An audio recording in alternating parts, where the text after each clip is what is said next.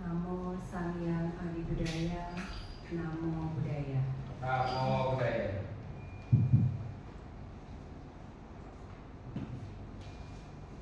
Selamat pagi semuanya, Romo Pandita, Bapak Ibu sahabat Dharma. Apa kabarnya pagi ini? Baik. Baik ya. Jadi kita bersyukur pada pagi hari ini kita diberikan kesehatan, cuaca bagus. Jadi kita diberikan karma baik untuk hadir di wihara ini, ya, di wihara kita ini.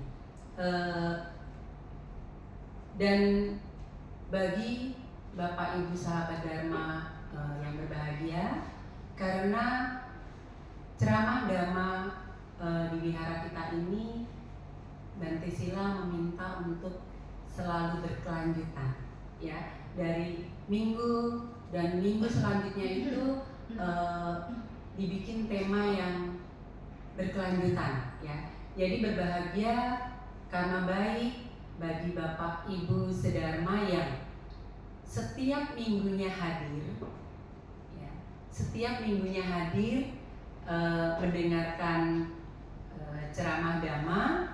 Jadi kesinambungannya itu ada, ya. Tapi apabila misalnya Bapak Ibu sahabat Dharma ada kepentingan tidak dapat hadir, ya, dengan kondisi badan mungkin kurang sehat atau apapun itu, ya, tetap bisa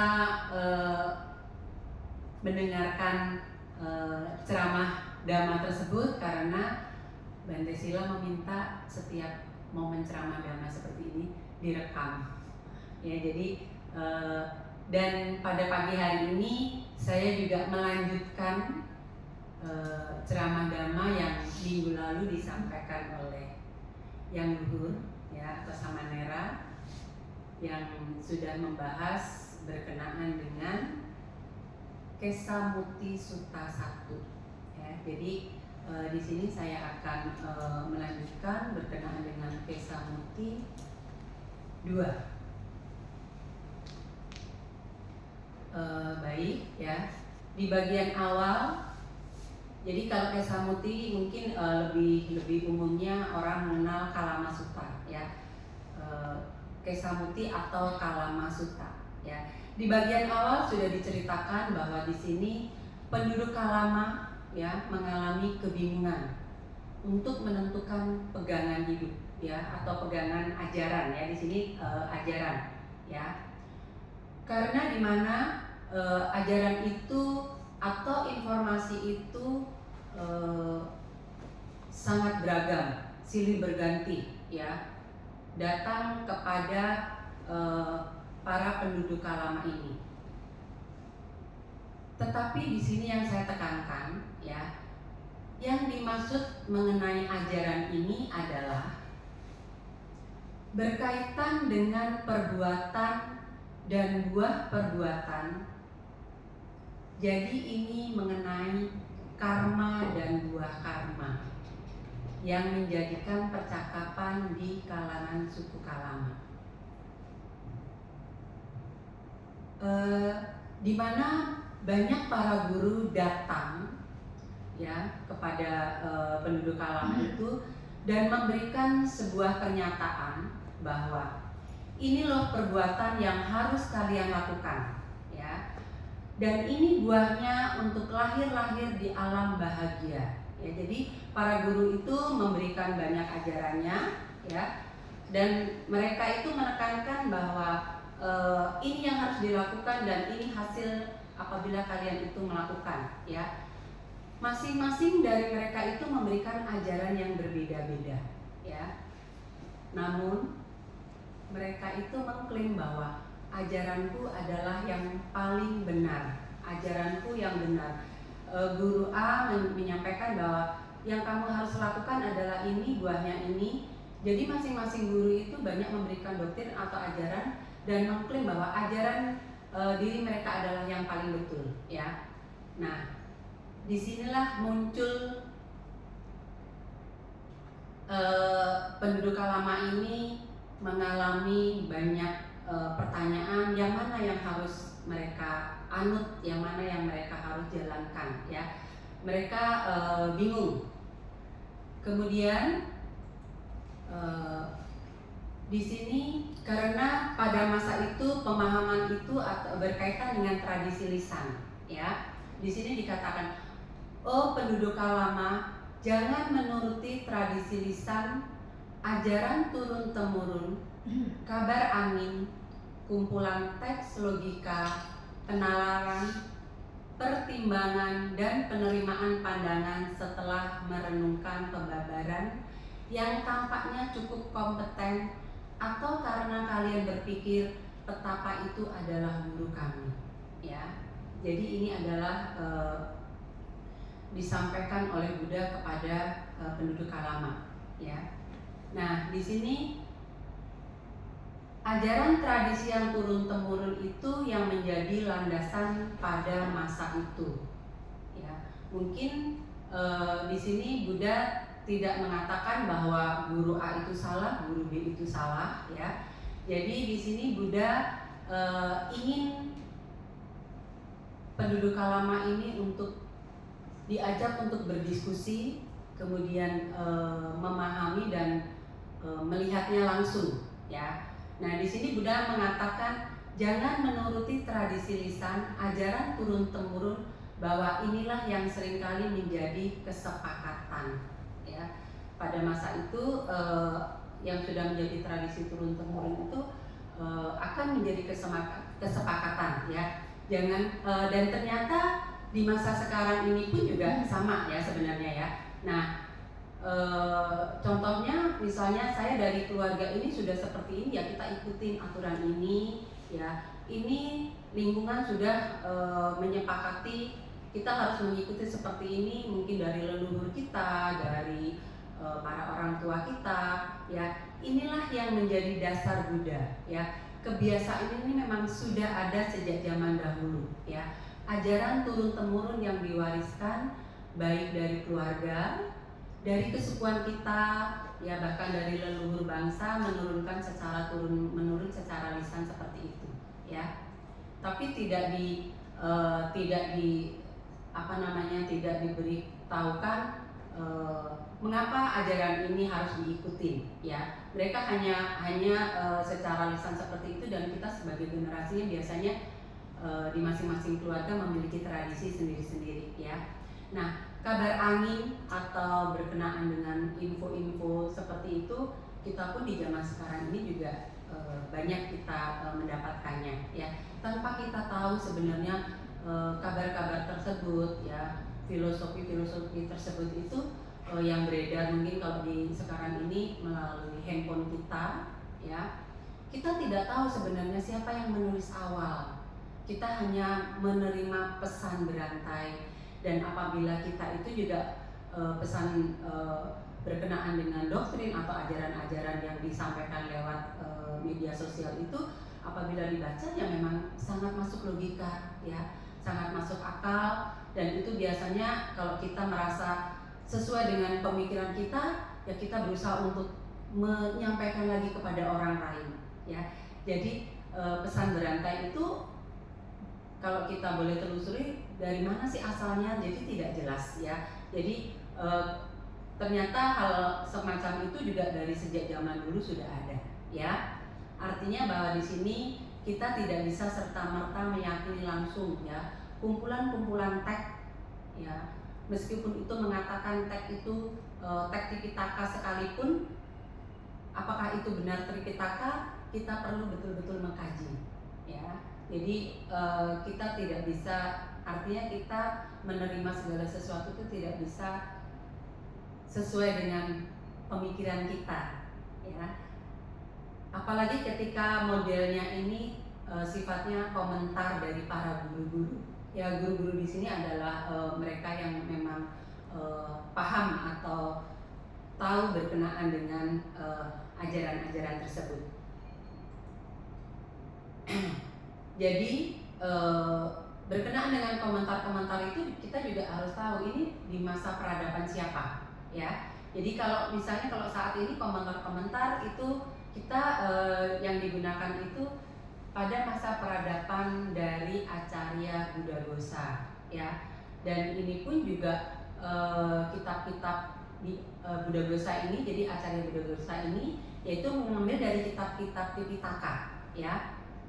Nah, dari Acarya Buddhaghosa ini kitab komentarnya ya, ini akarnya juga dari kompilasi karya-karya dari biku-biku barat ya. Biku-biku barat ini yang memang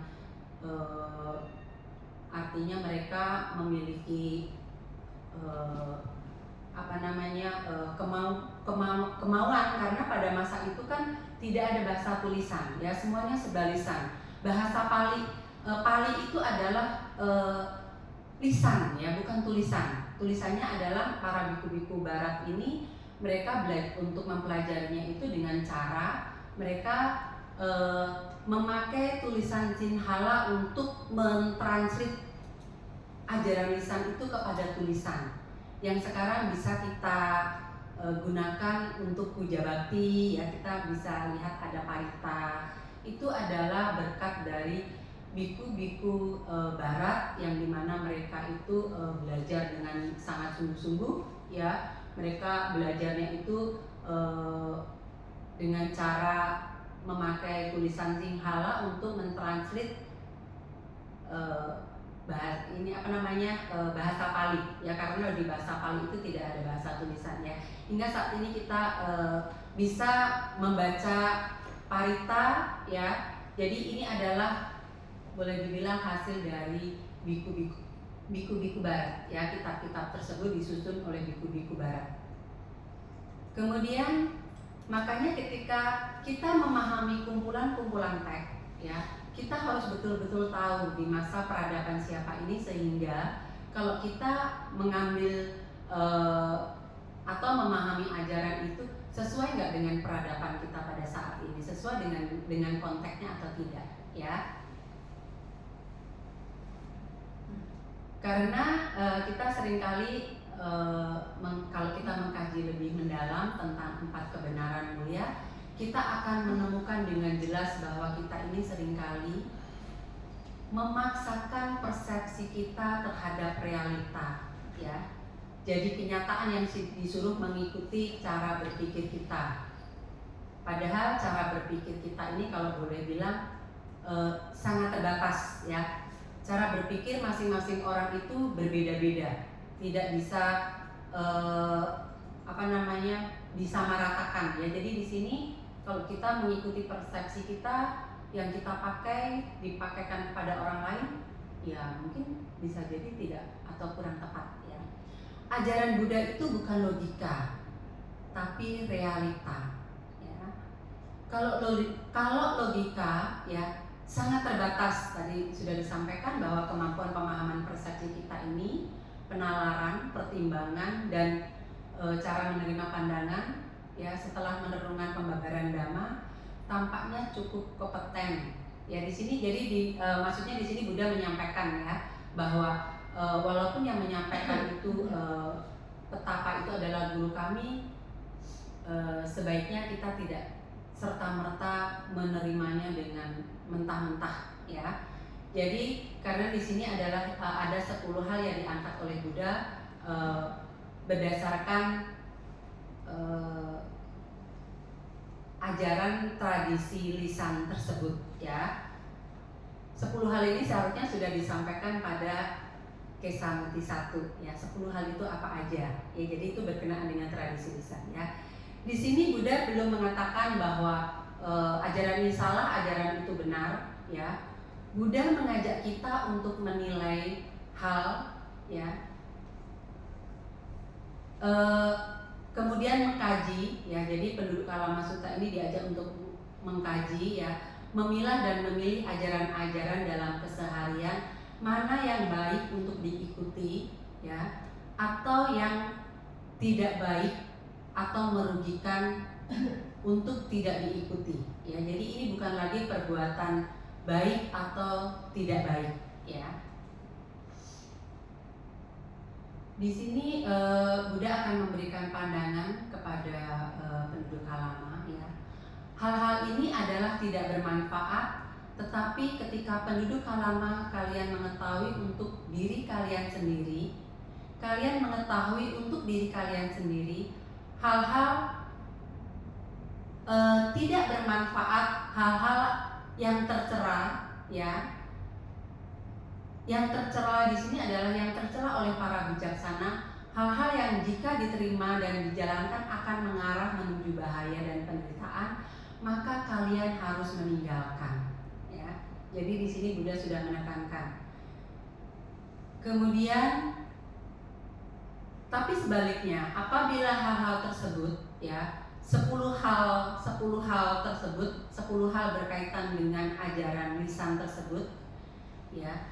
Apabila dilaksanakan kemudian tidak bermanfaat dan akhirnya membawa bahaya, di sini Buddha menekankan untuk meninggalkan ya, tanpa menyebutkan ini ajaran dari mana, dari guru siapa ya. Kemudian bagaimana menurut kalian penduduk Kalama ketika keserakahan muncul dalam diri seseorang? Apakah itu demi kesejahteraan atau bahaya baginya? Demi bahaya baginya, Bante. Jadi melihat di sini meskipun ajaran itu turun temurun, apakah di sana mengajarkan keserakahan? Ya, adakah di sana mengajarkan hal-hal yang berkaitan dengan keserakahan? Jadi keserakahan di sini ukurannya itu yang mengarah kepada kebohongan, ya. Menganjurkan orang lain untuk melakukan hal serupa yang akan mengakibatkan bahaya, penderitaan bagi dirinya dan orang lain untuk waktu yang lama. Ya, sebuah pendekatan atau perenungan ini sangat menarik. Jadi bila melihat dalam keseharian berkenaan dengan agama atau ajaran ya, apapun dari budaya dan suku apapun, apabila hal-hal itu mengarah pada keserakahan, hendaknya perlu dihentikan ya. Jadi di sini Buddha hanya menyampaikan seperti itu ya. Jadi ini keluhan dari suku Kalama yang bingung ya, karena banyak sekali guru yang datang. Buddha di sini mengatakan lagi bahwa para penduduk Kalama, seseorang yang penuh keserakahan, dikendalikan oleh keserakahan, di pikirannya dikuasai oleh keserakahan, akan melakukan pembunuhan, mengambil apa yang tidak diberikan, ya, melakukan pelanggaran dengan istri orang lain, ya, atau sebaliknya, mengucapkan kebohongan, dan menganjurkan orang lain untuk melakukan hal serupa yang akan mengakibatkan bahaya atau penderitaan ya untuk waktu yang lama. Nah, ini karena hal-hal yang berkenaan dengan keserakahan itu akan tercermin dari perilaku ya, dan ini akan mengacu pada 5 latihan ya, mengacu pada 5 latihan atau yang biasa kita tahu berkenaan dengan Pancasila Buddhis ya. Kemudian di sini disampaikan bagaimana menurut kalian ya, jadi ini Buddha berdiskusi dengan suku Kalama ya. Bagaimana menurut kalian para penduduk Kalama ketika kebencian ini muncul dalam diri seseorang, apakah hal itu demi kesejahteraan atau bahaya baginya ya. Jadi penduduk Kalama, seseorang yang penuh kebencian, dikendalikan oleh kebencian, pikirannya dikuasai oleh kebencian ya. Jadi ini adalah melanggar dan akan tercermin perilakunya pada aturan sila atau latihan yang ada ya. Jadi di sini apabila memang seseorang itu dikuasai oleh kebencian ya, jadi semuanya itu akan tercermin ya, dan akan adanya pelanggaran dari sila-sila Pancasila Buddhis, ya. Jadi di sini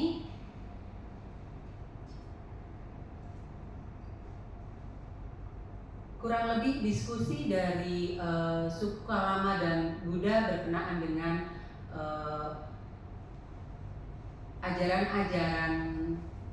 ajaran-ajaran lisan, ya. Jadi apabila itu yang diawali dengan keserakahan, yang kedua kita tekankan itu adanya kebencian, ya.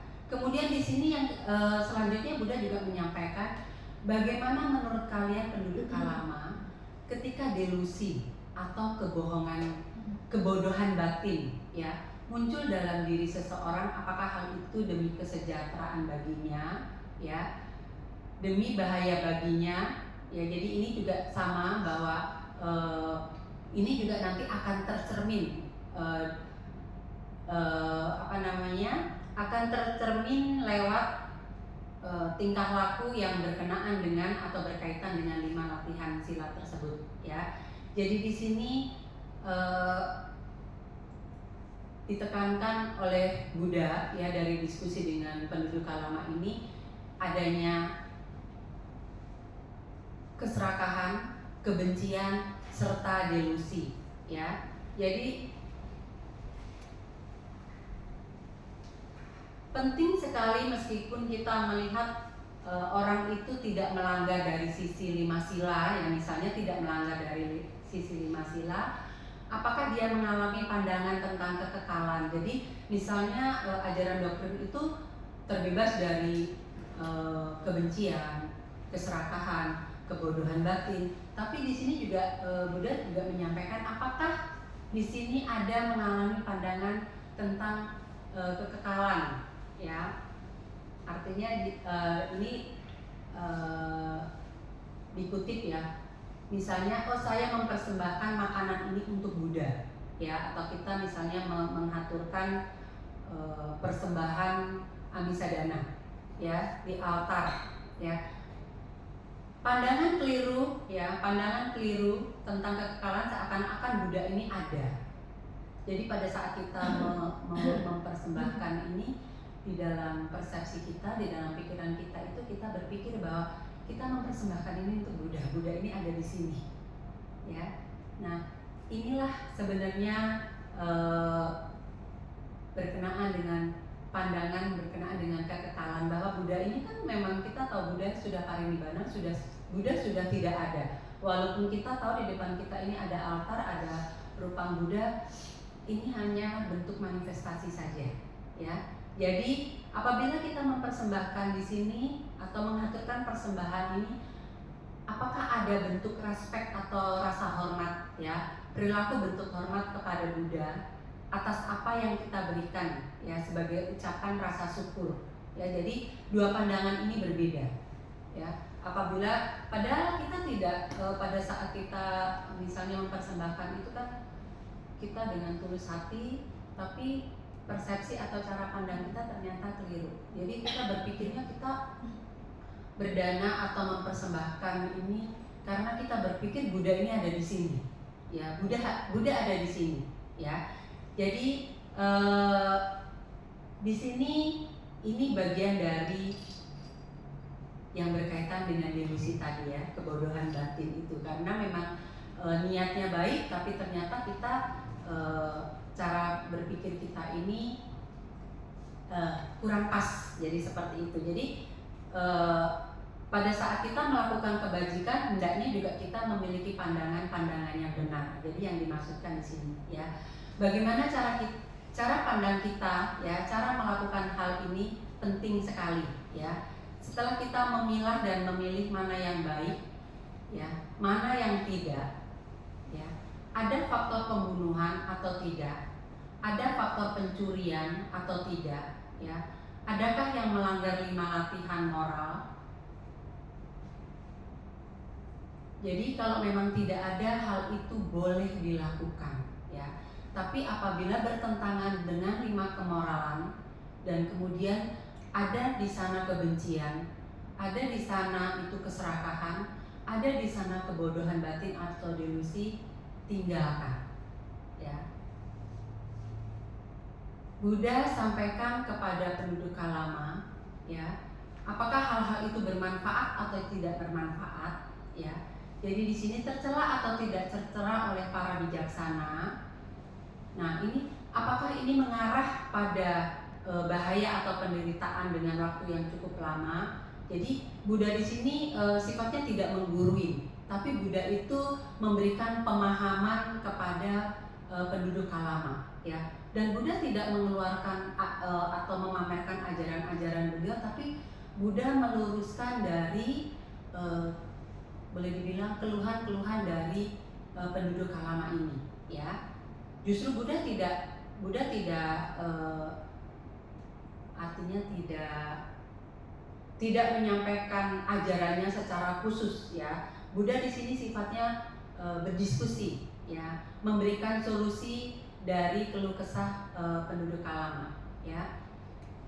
Jadi makanya Buddha tidak menyalahkan, ya, Buddha tidak menyalahkan dan tidak membenarkan mana yang salah mana yang benar, ya. Di sini Buddha hanya mengajarkan penduduk Kalama untuk melihat apakah ajaran itu ada kebaikannya, ya. Kebaikan itu diukur dari sisi perilaku, ya. Kemudian dari sudut pandang apakah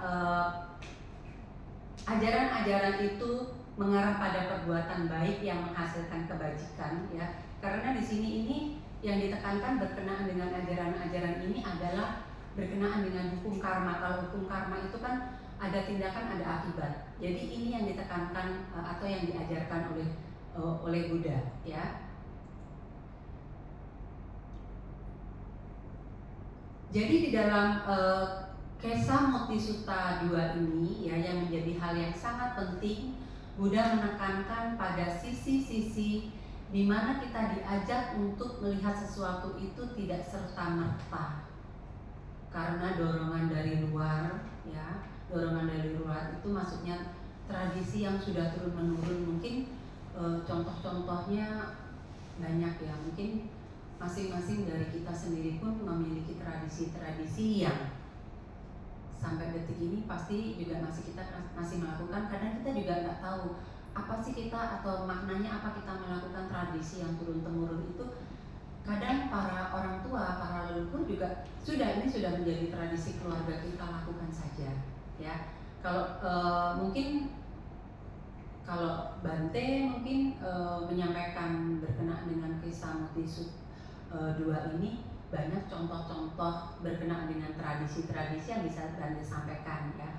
Mungkin kalau saya sebenarnya juga sempat juga mendengarkan ceramah dari Bante, cuman saya mau menyampaikan takut nanti ada hal-hal yang salah, ya. Jadi mungkin lebih pasnya lagi apabila nanti next suatu saat ada Bante, khususnya Bante Sila, ya, mungkin berkenaan dengan tradisi-tradisi yang sudah Bapak Ibu Saudara Sedharma jalankan, yang mungkin ada keraguan di dalam diri, bermanfaat apa tidak sih tradisi yang saya lakukan selama ini, ya. Kira-kira ada nggak di situ muatan berkenaan dengan keserakahan, kebencian atau kebodohan batin, ya. Adakah kira-kira ini membawa dampak atau manfaat atau hasil di kehidupan yang akan datang, ya. Jadi boleh misalnya hal-hal seperti itu didiskusikan kepada Bante, karena kalau kita sudah berbicara tradisi ini adalah inilah yang disebut dengan ajaran lisan, ajaran turun temurun, ya. Nah, apabila di sini Buddha menyampaikan, ya, tapi apabila tradisi atau ajaran lisan tersebut itu membawa kebahagiaan, kesejahteraan bagi kita semua, ya, membawa hasil yang baik pada kehidupan kita yang akan datang, itu yang harus kita teruskan atau lakukan, ya. Jadi tidak ada pelanggaran 5 sila, tidak adanya muatan kebencian, tidak adanya keserakahan, kemudian tidak adanya delusi atau kebodohan batin, ya. Silahkan. Jadi banyak sekali tradisi, mungkin Bapak Ibu Saudara Sedharma yang mungkin lebih paham, ya, berkenaan dengan tradisi-tradisi yang selama ini kita lakukan. Sehingga dalam hal apapun ya kita perlu mengkaji ya atau memahami dengan baik. Jadi tidak hanya kita menerima begitu saja, kemudian kita meneruskannya hingga kita sejatinya batin kita itu berontak ya. Mungkin kita nggak tahu tradisi yang kita jalankan itu apa membebani atau tidak ya. Mungkin ada satu contoh atau kasus di satu masyarakat yang mungkin masyarakat yang sebenarnya secara kesejahteraannya kurang, tapi mereka karena dengan rasa baktinya itu, modelnya itu mereka sudah menjadi tradisi turun temurun. Apabila misalnya ini berbicara mengenai wihara A, B, C, D, karena saking rukunnya dan itu sudah menjadi tradisi turun temurun. Apabila pada hari raya di dalam agama Buddha itu ada 4 hari raya. Misalnya kita contohkan hari raya Waisak aja. Pada hari raya Waisak, masing-masing wihara itu akan mengadakan perayaan masing-masing ya. Apabila wihara satu ini merayakan Waisak, wihara satu ini jelas akan mengundang wihara-wihara tetangga sekitarnya. Nah, wihara sekitarnya itu dengan apapun yang terjadi akan menghadiri. Apapun yang terjadi di sini maksudnya ya dia akan menghadiri dengan tuntutan untuk berdana juga di wihara yang sedang merayakan.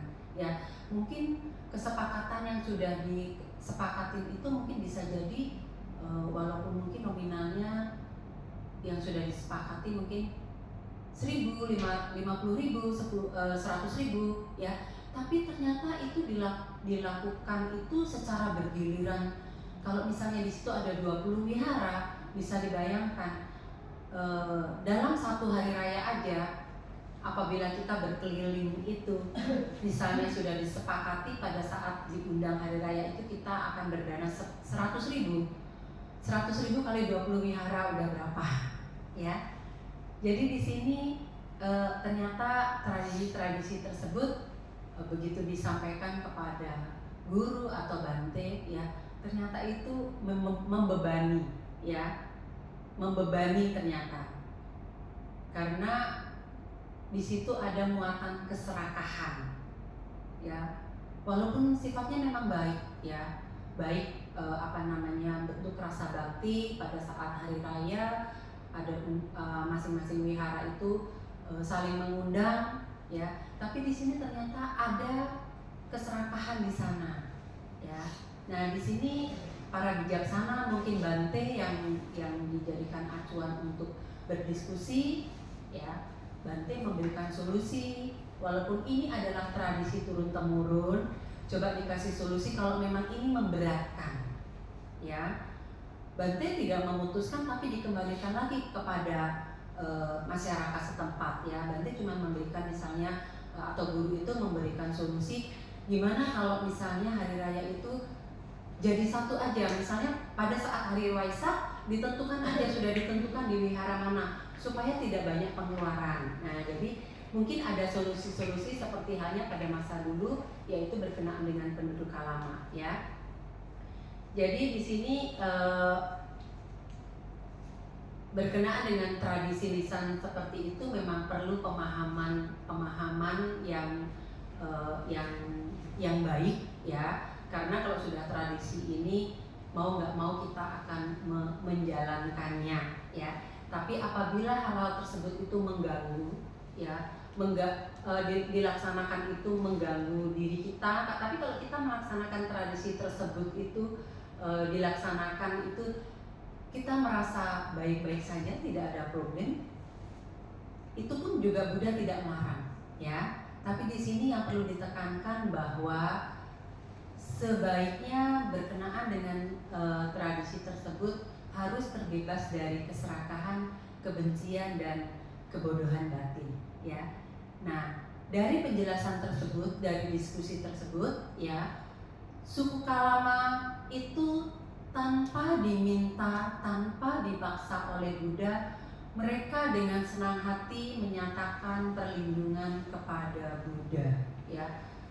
Jadi setelah diskusi, setelah mengerti dengan pemahaman-pemahaman tersebut ya, suku Kalama itu dengan spontan ya, mungkin tercerahkan, mungkin kalau boleh dibilang ya, tercerahkan. Kemudian mereka dengan senang hati ya menyatakan perlindungan kepada Buddha. Jadi mereka meminta menjadi pengikut Buddha, mereka berlindung kepada Buddha, Dhamma, Sangha ya. Jadi di sini mereka tidak lagi ragu ya, mereka tidak lagi bingung guru mana yang mereka harus anut, ajaran mana atau doktrin mana yang harus mereka anut.